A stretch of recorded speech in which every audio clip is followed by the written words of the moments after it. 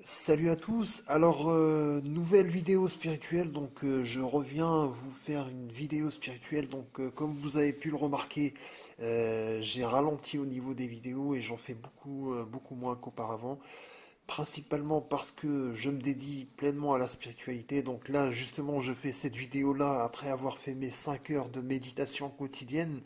Donc j'y suis un petit peu à fond, j'essaie de tenir le cap, de faire mes 35 heures par semaine, donc c'est aussi un travail. Et là, je reviens un petit peu vers vous pour vous donner quelques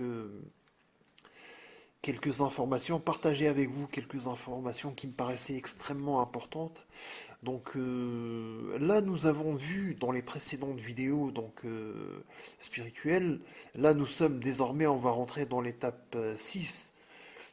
Auparavant, on avait parlé d'une énergie froide qui allait descendre, et puis par la suite, on va avoir une sorte d'énergie chaude qui, elle, va aussi monter progressivement. Et là, j'aimerais vous parler de la Bible. Donc, j'aimerais vous parler du chapitre 3 selon Saint Jean, et qui contient une information capitale extrêmement intéressante, extrêmement intéressante. Donc on va essayer de faire vite. Donc il nous est dit, or il y avait parmi les pharisiens un homme nommé Nicodème, un des principaux parmi les Juifs. Il vint de nuit trouver Jésus, lui dit, Maître, nous savons que vous êtes venu de la part de Dieu comme docteur, car personne ne saurait faire les miracles que vous faites si Dieu n'est pas avec lui. Jésus lui répondit, en vérité, je te le dis, nul, s'il ne naît de nouveau, ne peut voir le royaume de Dieu. Donc il faut naître de nouveau pour pouvoir voir le royaume de Dieu. C'est intéressant. Et Nicodème lui dit, comment un homme, quand il est déjà vieux, peut-il naître? Peut-il entrer une seconde fois dans le sein de sa mère et naître de nouveau? Donc là, c'est vraiment le néophyte qui comprend rien à la spiritualité. Comme un enfant, il va penser comme un enfant. Comment ça, je vais naître de nouveau? Il faut rentrer dans le vagin de la mère pour revenir. C'est quoi ce délire? Donc c'est vraiment, et on est vraiment, la plupart des gens sont comme ça. Ils ne comprennent pas la spiritualité et que c'est une vision autre de la vision matérialiste. Ça marche avec des analogies, ça marche avec des images, etc. Donc c'est très subtil la spiritualité, il faut le comprendre. Et puis là, Jésus lui dit, en vérité, je te le dis, nul, s'il ne renaît de l'eau et de l'esprit, ne peut entrer dans le royaume de Dieu. C'est très important ce qui est dit là. En vérité, je te le dis, nul, s'il ne renaît de l'eau et de l'esprit, ne peut entrer dans le royaume de Dieu. Donc là, il lui dit, une première fois, il faut naître une deuxième fois pour entrer dans le royaume de Dieu. Et après, il lui dit, mais comment on fait pour naître une deuxième fois? Et là, Jésus lui précise une nouvelle fois comment ça marche. Et là, il nous donne clairement la clé pour pouvoir justement rentrer dans le royaume divin. S'il ne renaît de l'eau et de l'esprit. Et ça, qu'est-ce que ça veut dire clairement? Donc précisément, qu'est-ce que ça veut dire? D'une manière précise et sans analogie, sans expression, voilà, un peu nébuleuse, etc. Donc précisément, c'est ce qu'on va essayer de comprendre. Je vous conseille de lire la suite, c'est très intéressant parce que Jésus va rencontrer par la suite une Samaritaine et qui va lui demander, Jésus lui demande de l'eau et elle lui dit comment un juif me demande de l'eau comme ça. Et Jésus lui dit à un moment donné, donc si tu bois de cette eau que je vais te donner, donc il parle à un moment donné d'une eau qui est vive. Et ça c'est très important. C'est une eau qui est vive. C'est pas une eau comme celle que nous connaissons, celle que nous buvons ou celle du robinet. C'est une eau qui est vive et qui est un peu spéciale. Et il lui dit que si une personne à cette eau-là, eh ben, il n'a plus jamais soif. Et si vous avez regardé mes précédentes vidéos, je vous ai parlé de cette énergie froide et comment elle vous donnait cette satiété en vous. Et c'est très important. Alors, par la suite, j'aimerais juste vous parler de quelque chose qui est aussi très important et qui nous est dit, comme Moïse a élevé le serpent dans le désert, il faut de même que le Fils de l'homme soit élevé. Et le serpent dans le désert. Donc, le désert, ça correspond à quoi? Eh bien, c'est l'absence de désir. L'absence de désir, je vous ai parlé de mes précédentes vidéos, le confinement énergétique, etc. Vous n'allez plus avoir de désir, vous n'allez plus vous projeter dans la matière, et ce qui fait que l'absence de désir, eh bien, ça va vous permettre d'élever le serpent par la suite. C'est une sorte de, comment dire, si l'énergie chaude était en projection, eh bien là, elle va être en intériorisation. Et elle va monter par la colonne vertébrale. Et c'est ça qu'on appelle la levée bien, du serpent. Donc dans le désert, c'est l'absence de désir. Donc dans le désert, il n'y a rien, hein, voilà. C'est pas comme si vous étiez dans une ville où vous aviez plein de désirs, plein d'envies, etc. Le mental. Dans le désert, eh bien, il n'y a rien du tout. Et c'est pour ça que le désert aussi est proche du désir en termes de mots, donc désert, désir, mais surtout c'est qu'il n'y a rien. C'est cette absence, c'est cette abstinence, cette chasteté qu'on va chercher, c'est le désert. Et c'est celle-là même qui va nous permettre d'élever bien, ce serpent, d'élever bien, cette énergie chaude dont je vous ai parlé. Lisez la suite parce que c'est très intéressant. C'est très très intéressant. Et là, on parle bien du royaume de Dieu, et il nous dit, bien sûr, on va revenir à ça, l'esprit, il faut naître de l'esprit et de l'eau. Donc, qu'est-ce que l'eau et qu'est-ce que l'esprit? Mais d'abord, j'aimerais vous parler de quelque chose qui est très important aussi. C'est la Trinité dans le christianisme. Et là, on voit bien que derrière, bien, c'est des mystiques qui ont insufflé ce concept-là, et c'est des initiés. Ils avaient vraiment les clés de connaissance. Malheureusement, après la plèbe, le peuple a un petit peu mélanger tout ça sans vraiment comprendre ce que ça voulait dire. Mais derrière la Trinité, ça correspond à l'âme, l'esprit et le corps. Le corps, l'âme et l'esprit. Et le but, c'est bien sûr la réunion de tout ça. Donc, l'âme, l'esprit et le corps ne doivent plus faire qu'un. Et c'est ça qu'on va chercher. Donc, dans le christianisme, cette trinité-là a une finalité, je dirais, spirituelle. Mais malheureusement, on a mélangé un petit peu tout ça, et c'est parti un petit peu dans tous les sens. Et ça a été, on va dire, vidé de sa substance spirituelle. Et donc, j'aimerais vous parler aussi maintenant, bien, de la chimie. Parce que ça rejoint, cette trinité rejoint encore une fois l'alchimie. Et on dit que le soufre, le sel et le mercure, bien, on a tout ce qu'il faut pour justement faire le grand œuvre. Tout est là. Tout est dans le soufre, le sel et le mercure.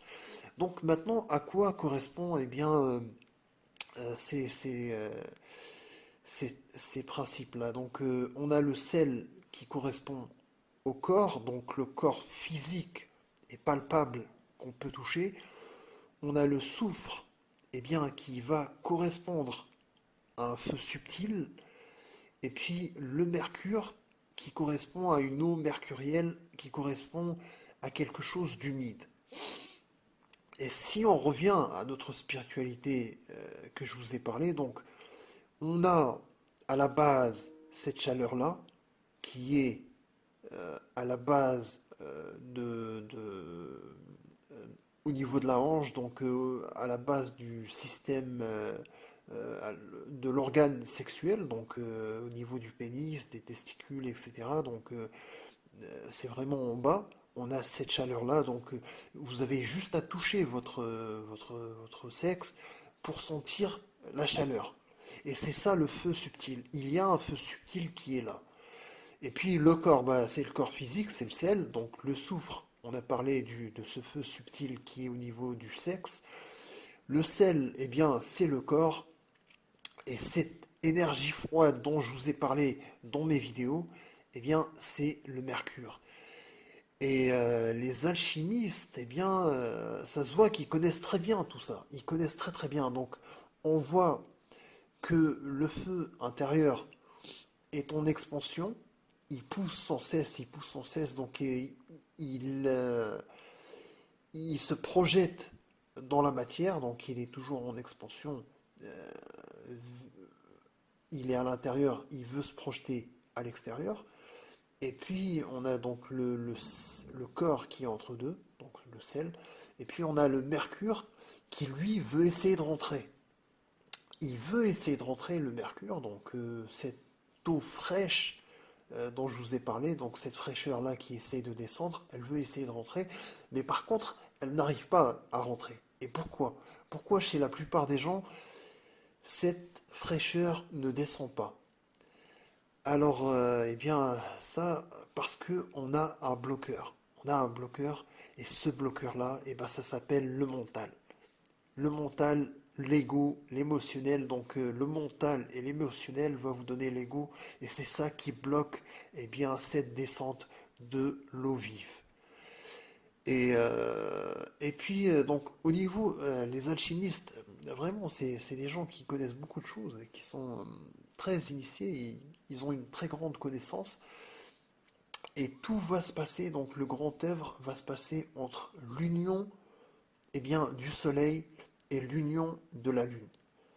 Et c'est ça le but, c'est réussir à unir les deux principes, à savoir soleil et lune, eh bien, dans le corps. C'est ça que l'alchimiste va essayer de faire. Donc, dans le corps physique, on va unir, à savoir, et le soleil et la lune. Donc, le soleil qui est un feu sec, et la lune qui est une eau fraîche, une eau vive, donc comprenez.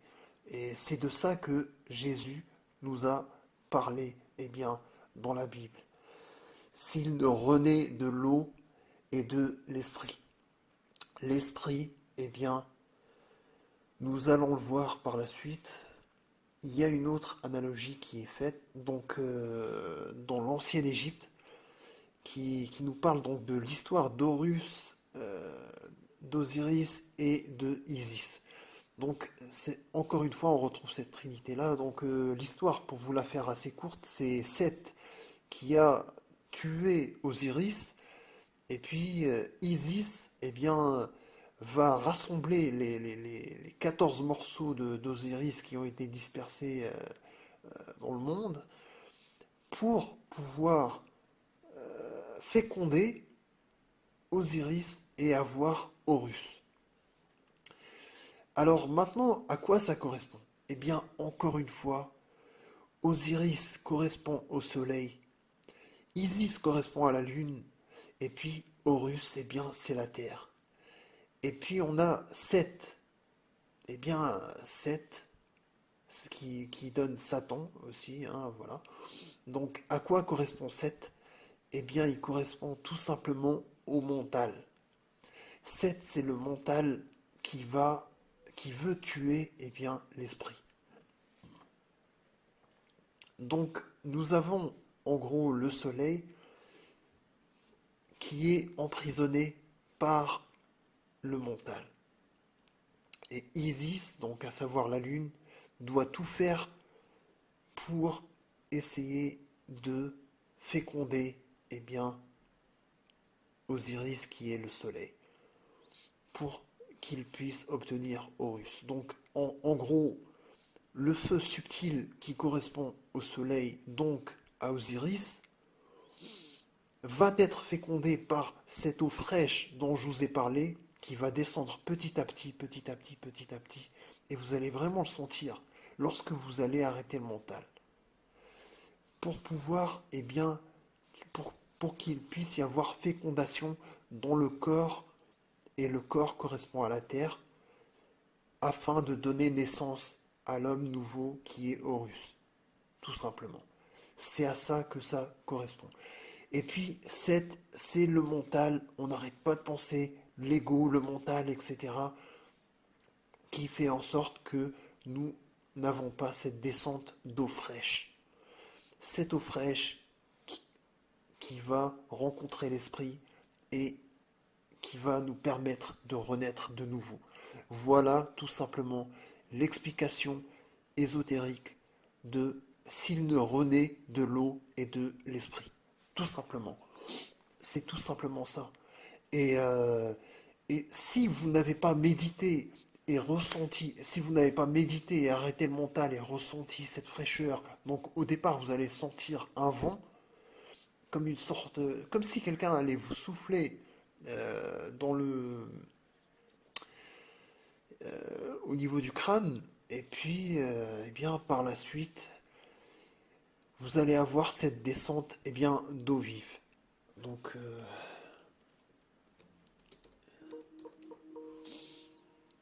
d'eau vive. Donc, tout simplement. Alors, maintenant, j'aimerais vous parler, eh bien, de l'alchimie. Donc, en gros, qu'est-ce que les alchimistes recherchent? Ils recherchent tout simplement l'union entre le soleil et la lune, c'est-à-dire le principe mâle et le principe femelle. Donc, entre le masculin et le féminin, ces deux principes-là doivent s'unir pour donner l'être primordial.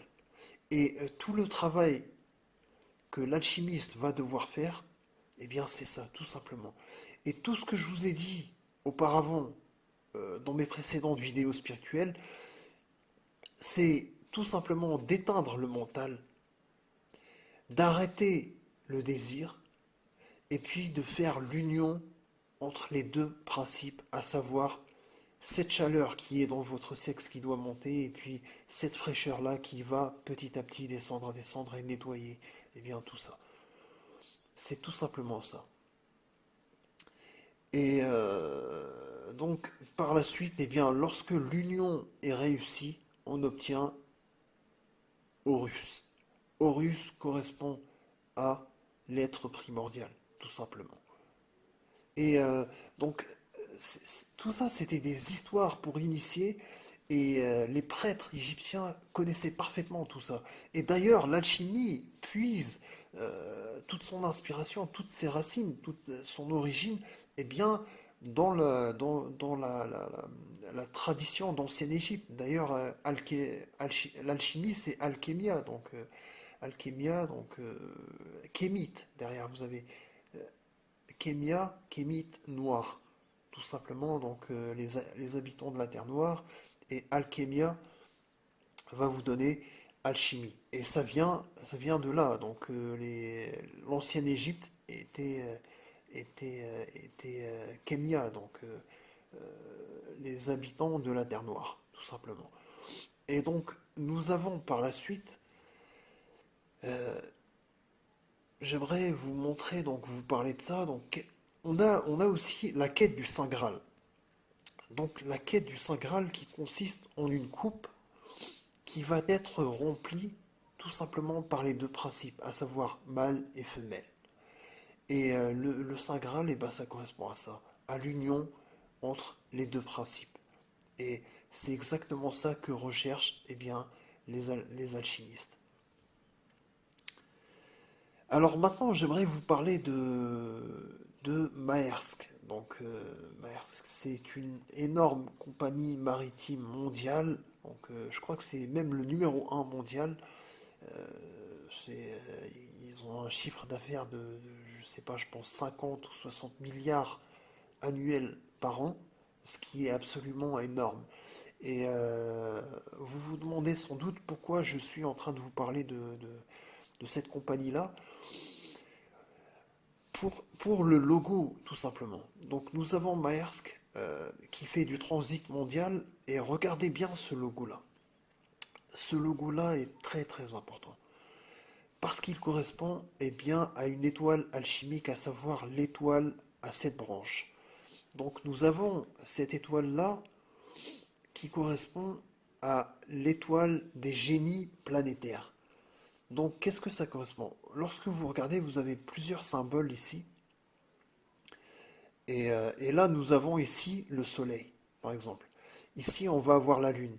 Ici, ça correspond à Jupiter. Ça, c'est Jupiter. Ça, c'est Saturne. Et puis là, on va avoir Mars, et puis Mercure, et puis ça, c'est Vénus. Donc, à quoi ça correspond précisément? Donc, chaque jour de la semaine, bien, vous allez avoir un astre qui va régner, en gros. Et donc, par exemple, si vous prenez lundi, lundi correspond à lune. Lundi, c'est lune, tout simplement. Et ça rime bien, c'est lundi, lune. Mardi, c'est Mars, par exemple. Mercredi, c'est Mercure. Jeudi, bien, encore une fois, c'est Jupiter. Jeudi, Jupiter. Vendredi, Vénus. Samedi, ça va nous donner Saturne. Samedi, Saturne. Et puis dimanche, c'est plutôt Sunday, donc le jour du soleil. Ça marche plus en anglais, donc c'est Sunday. Et ces gens-là,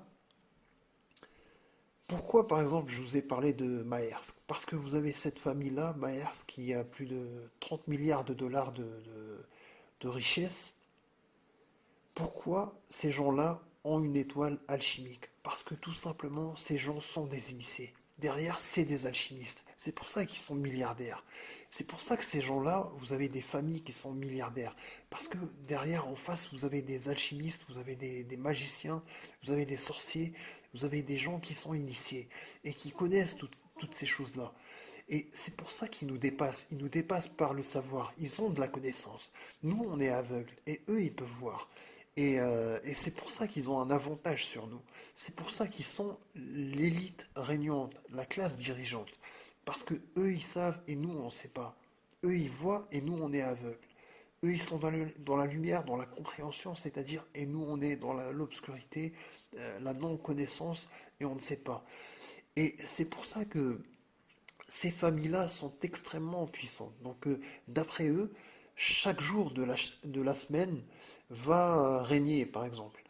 Et à un moment donné, je ne sais pas si vous avez vu la série American God, et qui nous est dit, donc, à un moment, c'est Wednesday, donc, qui correspond à Mercure Odin, qui lui dit Today is my day. Donc, aujourd'hui, c'est ma journée. Donc, c'est sa journée, c'est-à-dire, c'est mercredi, c'est la journée où il peut régner. Et, euh, et donc cette étoile-là, à cette branche, permet bien d'invoquer des génies planétaires tout simplement pour obtenir telle ou telle faveur, richesse, amour, etc., etc. Tout ça pour vous dire que l'alchimie derrière, bien, ça rejoint quelque chose de très concret et ces gens s'en servent pour des biens, comment dire, des biens matériels, matérialistes de domination et de pouvoir.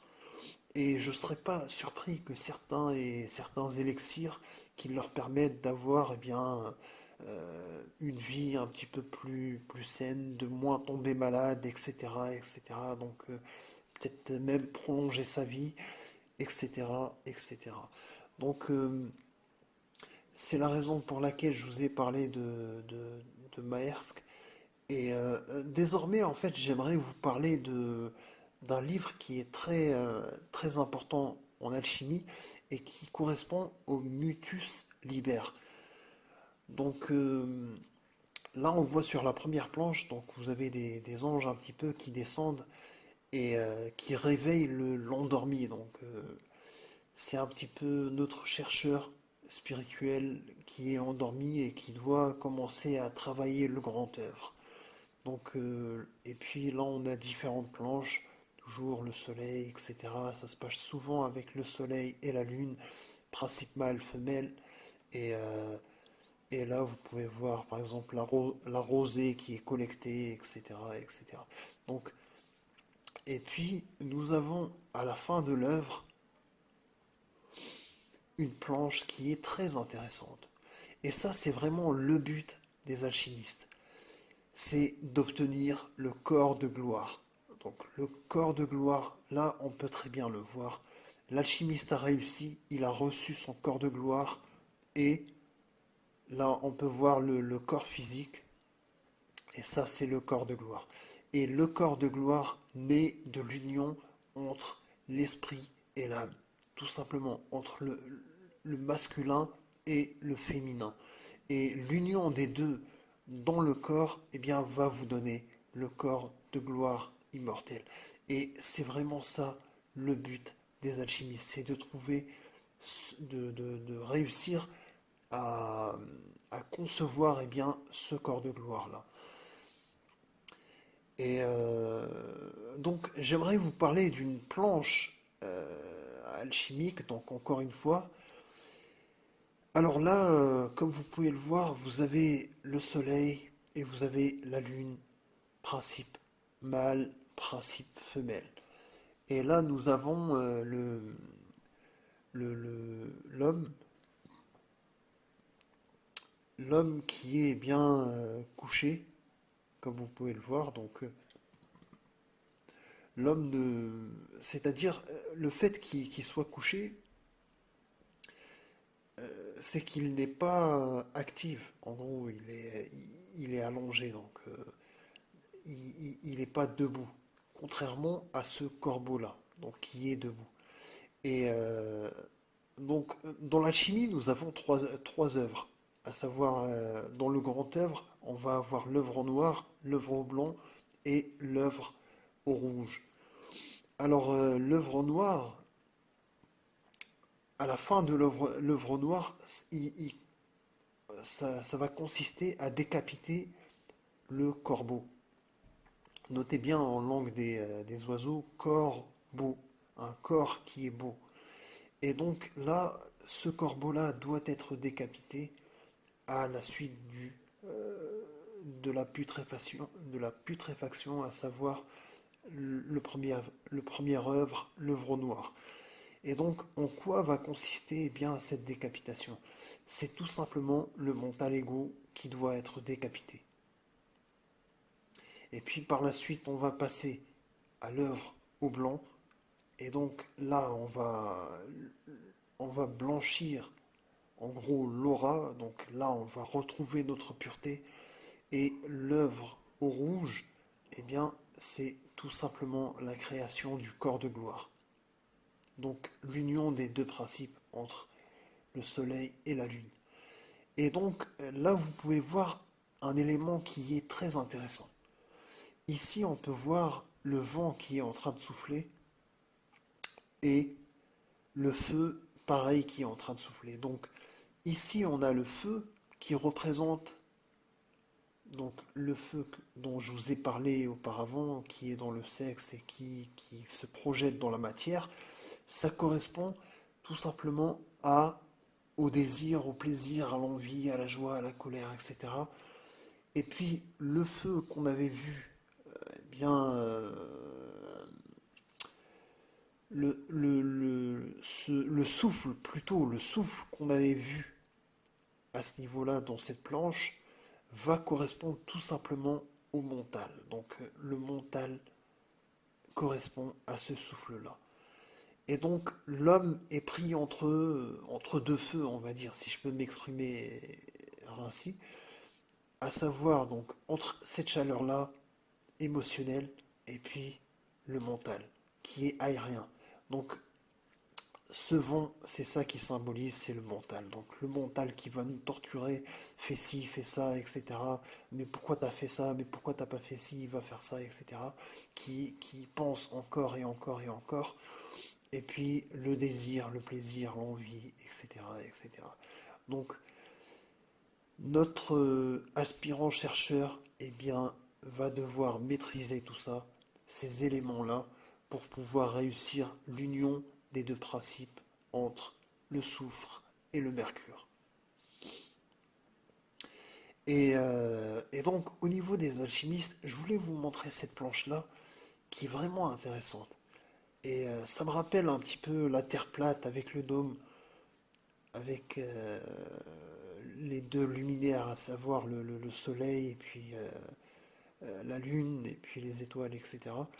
Et en gros, l'alchimiste, ce qu'il cherche, eh bien, c'est d'entrer dans le monde céleste, comme vous pouvez le voir ici, et sortir du monde terrestre.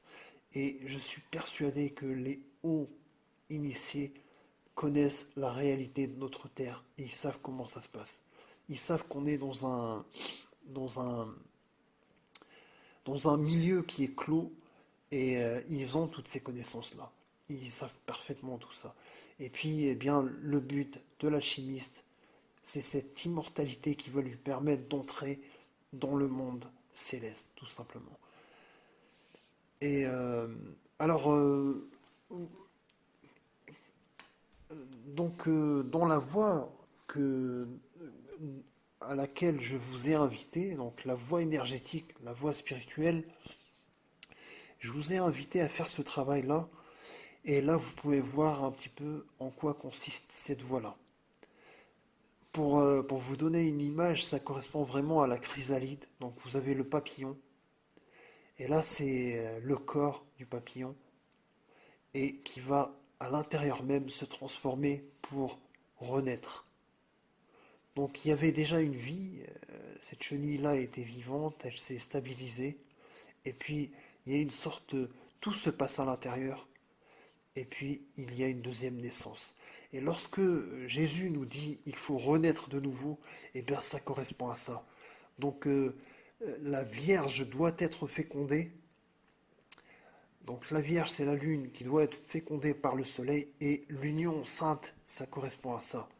La naissance sainte, donc sans qu'il y ait pénétration sexuelle avec éjaculation, etc., ça correspond vraiment à ça.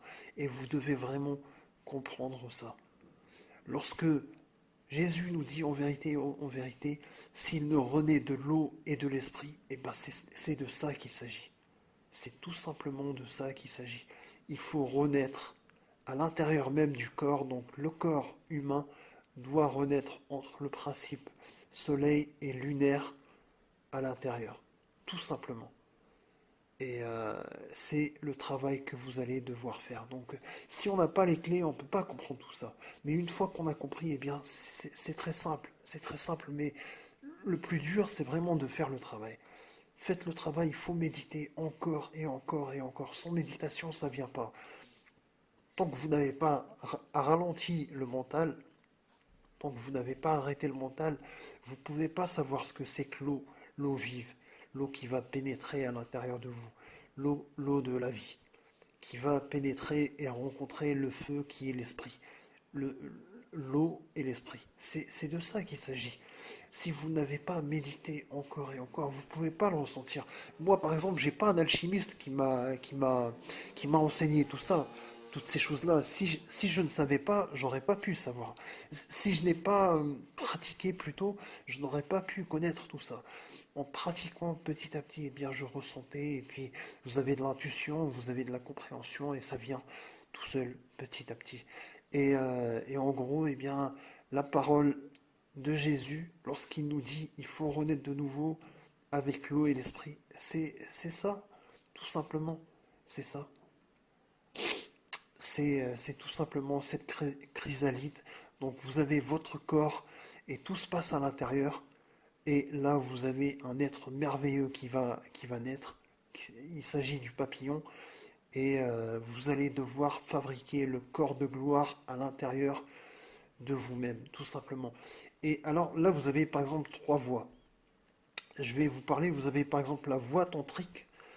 Et la voie tantrique, c'est une voie sexuelle. Et eux, comment dire, ils vont exciter un petit peu cette énergie qui est à la base de l'organe sexuel pour la faire monter petit à petit, petit à petit. Mais cette voie-là est très risquée et très dangereuse. Et c'est pour ça que eux, ils disent qu'il faut qu'il y ait un maître qui va vous suivre et vous expliquer tout ça. Et personnellement, c'est pas une voie qui est simple parce que on va vous demander d'avoir des actes, de performer des actes sexuels sans jouissance, etc., etc., pour pouvoir faire monter la Kundalini, etc. Mais c'est une voie qui est très risquée et Et beaucoup sont morts, sont devenus dingues, voire on peut mourir même. S'il y a une libération trop forte, ça peut être risqué, très très risqué même. Donc là, vous avez la première voie qui est la voie tantrique. Et dans l'alchimie, vous avez la voie brève et la voie humide. Donc la voie humide, comme je vous en ai parlé, vous avez cette eau qui va descendre et c'est une voie qui est beaucoup plus sûre. La voie brève, eh bien, c'est explosif et ça monte très rapidement. Et ça peut rejoindre un petit peu la voie tantrique. Et puis après, vous avez une autre voie. La voie, eh bien, celle dont je vous ai parlé, c'est vous allez méditer, méditer, ralentir, arrêter le mental petit à petit pour laisser rentrer l'eau vive qui va pénétrer petit à petit, et qui va vous purifier petit à petit. Il va y avoir cette union naturelle qui va se faire. Et puis vous avez une troisième voie, donc qui nous dit que ce qu'il faudrait, c'est que le germe christique, c'est-à-dire la particule divine, soit dans le cœur grâce à l'amour. Donc l'aspirant chercheur doit être émulé par l'amour divin, il doit aimer Dieu, il doit aimer l'humanité pour faire en sorte de cultiver cette particule divine à l'intérieur de son cœur. Et cette particule-là, avec le temps, eh bien, va le transformer de l'intérieur. Exactement comme avec la chrysalide. Donc, vous avez votre corps, vous avez cette particule-là qui va vous transformer petit à petit jusqu'à obtenir, eh bien, votre corps de gloire. Et ça, c'est la troisième voie, mais c'est une voie qui est vraiment pour les mystiques, pour les grands mystiques qui ont beaucoup d'amour, etc. Et c'est pas donné à tout le monde. Donc, la voie que je vous ai expliquée, avec la méditation, certes, c'est difficile, certes, c'est long, mais c'est sûr et ça donne des résultats. Avec le temps, vous allez les voir, les résultats. Mais par contre, la méditation, voilà, c'est minimum, c'est 2 3 heures pour essayer d'arriver à 5 6 7 heures, quoi. Et c'est beaucoup, beaucoup, beaucoup de travail. Donc voilà en gros ce que vous allez devoir faire, vous transformer de l'intérieur pour devenir un nouvel être, un être qui puisse rentrer dans le royaume de Dieu, dans le royaume divin, comme nous l'a dit Jésus. Et puis il y a un film dont je vous ai parlé qui s'appelle The Fountain et qui est un film vraiment intéressant et qui nous parle eh bien d'éternité. Notez bien, et si l'amour était éternel? C'est toujours le concept d'éternité, d'immortalité, et même Jésus nous dit c'est l'éternité qui vous attend.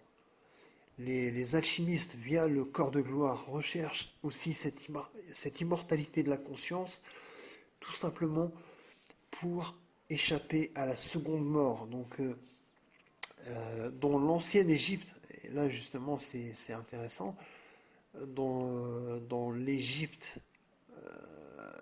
antique, donc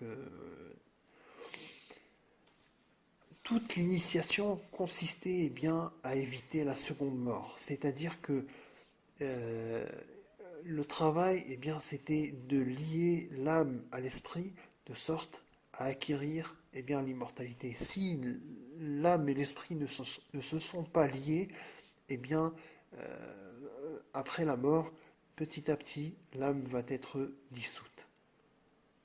Et c'est ce que les Égyptiens voulaient éviter.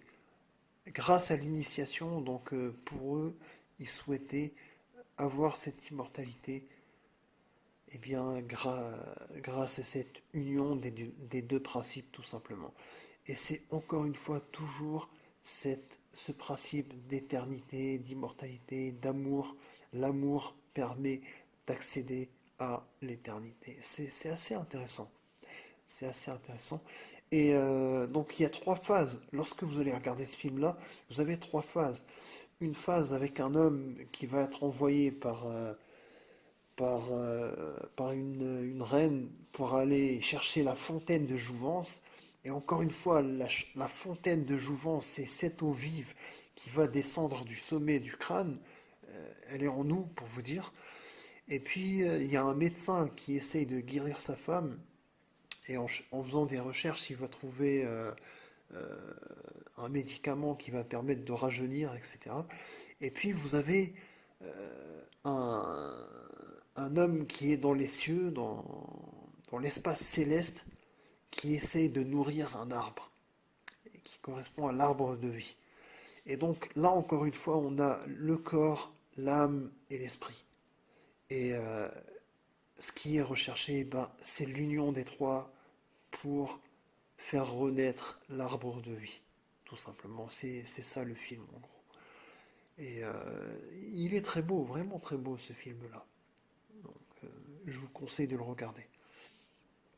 Voilà, donc nous avons l'arbre de vie qui va redonner naissance aux chercheurs et aspirants. Et là, j'aimerais vous parler eh bien de deux citations qui m'ont vraiment marqué. Deux citations qui m'ont réellement marqué. Et la première qui nous dit que, hormis le gardien, il n'y a, hormis le dragon, il n'y a point de gardien. Donc, à part ce dragon dont je vous ai parlé, qui garde jalousement cette perle de dragon qui doit elle aussi monter, il n'y a pas de gardien. Donc c'est lui que vous allez devoir affronter pour avoir le trésor. Et maintenant, qu'est-ce qui va se passer? Donc lorsque il y a la montée de cette perle de dragon, en gros, qu'est-ce qui va se passer? Cette perle va monter, donc c'est un point lumineux chaud, et vous allez le ressentir, il va monter petit à petit, et vous allez ressentir ce point chaud qui va être au niveau gauche, au niveau du cœur. Et à un moment donné, lorsqu'il va rester tout seul, comme ça, sans contrepartie, eh ben vous allez avoir des douleurs un petit peu parfois, et vous allez ressentir, il sera un peu chaud. Et lorsque il y a l'eau qui va descendre petit à petit, et ben là vous allez avoir une sorte de boule fraîche qui va contrer cette chaleur qui s'est logée près du cœur. Donc là vous allez avoir au niveau gauche une boule chaude, cette perle de dragon dont je vous ai parlé, et une énergie, une sorte de boule fraîche, comme de l'eau, voilà, qui va être logée au niveau droit. Et ça va un petit peu neutraliser ce point chaud-là. Et c'est ça l'union des deux principes qui doit avoir lieu. Et c'est au niveau du cœur, comme vous pouvez le voir. Et au niveau alchimique, on nous parle des noces chimiques qui doivent avoir lieu. Et c'est tout simplement ça, l'union des deux principes. Donc, en gros, pour résumer, qu'est-ce que vous allez devoir faire? Il faut arrêter le désir, il faut arrêter le mental. Pourquoi? Parce que le désir va permettre au feu de monter et le mental va permettre à l'eau de rentrer. Et ils vont se réunir au niveau du cœur pour créer cette union des deux principes qui va donner naissance eh bien, à l'homme, à, cette, à, ce, à la création de ce corps de gloire, tout simplement. Pour résumer, c'est ça qu'on doit dire. Donc, et puis il y a une autre citation qui m'a vraiment marqué aussi. Et donc ça c'est un prêtre égyptien qui était initié et qui avait dit à un grec, donc un philosophe grec, et qui lui avait dit que autrefois que les dieux, avant d'être des dieux, eh bien ils étaient des hommes. Donc qu'est-ce que ça veut dire? Donc ces dieux-là, tout simplement, qu'on peut voir, auparavant, eh ben, c'était des hommes. C'est des hommes qui ont réussi à créer cette union des deux principes et ils ont réussi à rentrer dans le royaume des dieux. Et on les appelle les dieux, en gros, tout simplement. Et entre guillemets, hein, voilà, entre guillemets. Et c'est à ça que ça correspond. Donc, avant d'être des dieux, les dieux étaient des hommes. Donc ça aussi, ça m'a marqué. Et ça correspond vraiment à ce que recherchent ces alchimistes, à ce que Jésus nous parle. Donc rentrer dans le royaume des dieux, ne pas être soumis à un jugement. Et, et ben, en gros, ça correspond à ça. Donc voilà un petit peu les informations que j'avais à vous partager, à vous transmettre. Eh bien, je vous remercie et puis